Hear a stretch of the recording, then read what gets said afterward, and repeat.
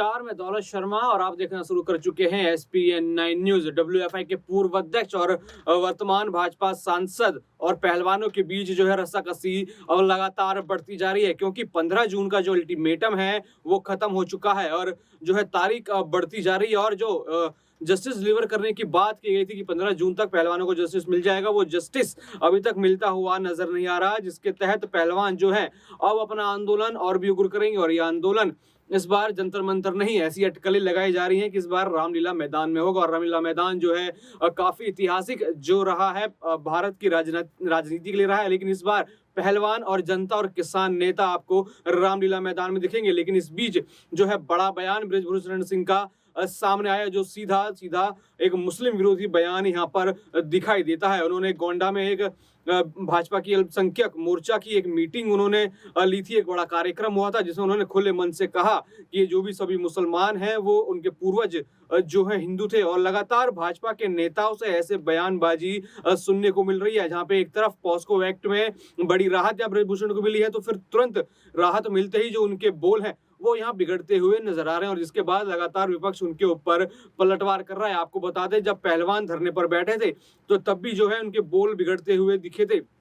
कभी साक्षी मलिक को मंत्रा कहा था, कभी पहलवानों को कांग्रेस का एजेंट कहा था, तो कभी उसे राजनीति से शोषित आंदोलन बताया था। लगातार बृजभूषण का मुंह जो है खुलता जा रहा था और पहलवानों के ऊपर वो आक्रामक हो रहे थे। लेकिन उसके बाद जब ये मामला बढ़ता हुआ देखा तो भाजपा के शीर्ष नेताओं ने बृजभूषण शरण सिंह को चुप रहने की जो है हिदायत दी। लेकिन अब जैसे ही वो पॉस्को एक्ट से बाहर हुए हैं और उनको क्लीन चिट मिली है, अब उनके बोल फिर दोबारा बिगड़ते हुए नजर आ रहे हैं। उन्होंने पहलवानों को भी जो है उन पे बड़े तंज कसे। आपको बता दें कि ये मामला 28 मई से जो है उग्र होना शुरू हुआ। पहलवान जो है शांतिपूर्वक अपने धरने पर थे, लेकिन 28 मई को जो है दिल्ली पुलिस ने उनको रोका और हिरासत में लिया, जिसके बाद पहलवानों ने फैसला लिया कि वो अपने मेडल जो है गंगा नदी में विसर्जित करने जाएंगे। लेकिन खाप पंचायत और किसान नेताओं ने रोक लिया, जिसके बाद दो बड़ी महापंचायत हुई, सरकार के ऊपर दबाव बना और केंद्रीय गृह मंत्री और केंद्रीय खेल मंत्री से जो है पहलवानों की मुलाकात हुई, 2 दौरे की बातचीत हुई और कहा गया 15 जून तक जो है आपको जस्टिस डिलीवर कर दिया जाएगा। और पूरी सहानुभूति यहाँ पहलवानों के साथ जताई और पहलवानों के जो ऊपर केस लगे थे वो भी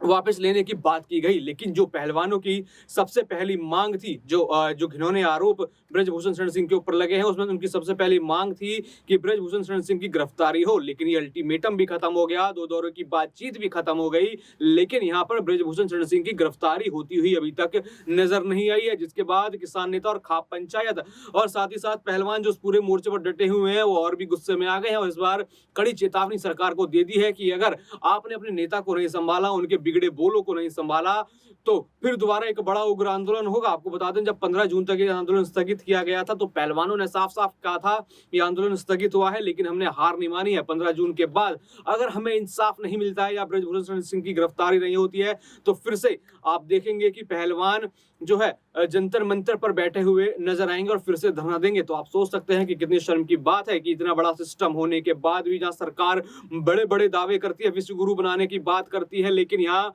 पहलवानों को जो है जस्टिस डिलीवर नहीं हो पाता। जो है भारत देश अब जो है एकजुट हो चुका है, जो जनता है वो समझ चुकी है कि किस तरीके से मोदी सरकार बस अपने नेताओं को बचा रही है और पहलवानों को लगातार झांसा दे रही है। वो झांसा जो है अब लोगों को समझ आ गया है, क्योंकि लगातार हर मुद्दे पे यहाँ केंद्र सरकार घेरती हुई नजर आ रही है, चाहे वो बेरोजगारी का मुद्दा हो, महंगाई का मुद्दा हो, हर मुद्दे पे यहाँ केंद्र सरकार घिरती नजर आ रही है। और अब किसानों के बाद अब पहलवानों पर यहाँ बात आ चुकी है और यहाँ पे जनता अब जो है पहलवानों के साथ दिख रही है। लेकिन WFI के पूर्व अध्यक्ष और वर्तमान भाजपा सांसद के बिगड़े बोल अभी भी शांत नहीं हो रहे और अब इस बार उन्होंने सांप्रदायिक पर जो है अपने विवादित बयान दिए हैं, जिसके बाद लगातार वो विपक्ष के घेराव में आ चुके हैं। और भी ऐसी खबरें जानने के लिए देखते रहिए SPN9 न्यूज। धन्यवाद।